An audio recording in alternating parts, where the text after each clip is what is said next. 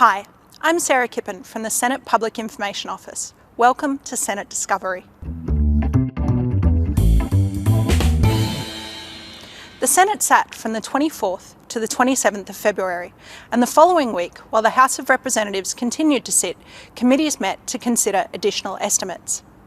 Among the 13 bills passed by the Senate during the sitting week was a bill regarding income reporting under Social Security law. The bill will change the way income is reported to Centrelink. Its aims and purposes is to improve the accuracy of income reporting. It will remove the requirement for people to estimate their total pay based on the number of hours worked, which of course is more susceptible to error. In principle, something that actually improves this, or has the potential, I will say, to improve this situation should be looked at favourably, but also needs to be looked at to ensure that it doesn't result in any other further debacles involving vulnerable Australians trying to access our income support system. The importance of helping people who are on welfare transition into work is really important. And if we make it easier for them to work, if we make it easier for them to declare their income, like through the measures that we're discussing here tonight, then I'm confident that we will see more people transition from welfare into work. The bill was agreed to with amendments put forward by the opposition. The House of Representatives agreed to the Senate's amendments, and the bill passed both houses on the 2nd of March. Debate on matters surrounding the issuing of grants under the Community Sports Infrastructure Program continued during the week. On the 26th of February, Senator Cormann attended the Senate to provide an explanation regarding an order for the production of the Gatchins report, which relates to the application of ministerial standards to the award of funding under the program. I claim public interest immunity over the document referred to in the motion on the grounds that this document was prepared for, informed and was the subject of Cabinet deliberations. As is well recognised in the Westminster system, it is in the public interest to preserve the confidentiality of Cabinet deliberations. The Senate has significant inquiry powers. It's one of the reasons we exist. This government, through its denial of access to documents, is blocking this Senate from being able to do the job that non-government senators have asked it to do. I urge the Minister to release the full Gatchins report immediately so that the community, this Parliament, knows what went on and we can start restoring confidence in this institution, in the government.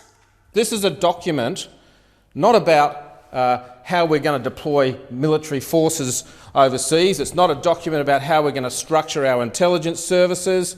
It's a document that goes to governance and a document that goes to integrity. And the public have a right to see what is in that document. The Senate also ordered the government to produce its overdue response to the report of the Education and Employment References Committee into the mental health of first responders. The order was complied with and the government tabled its response on the 25th of February. Our nation's first responders show their bravery in their work day in, day out. They do this for their employment, they do this because they care, and they have demonstrated that commitment in their submissions to the inquiry.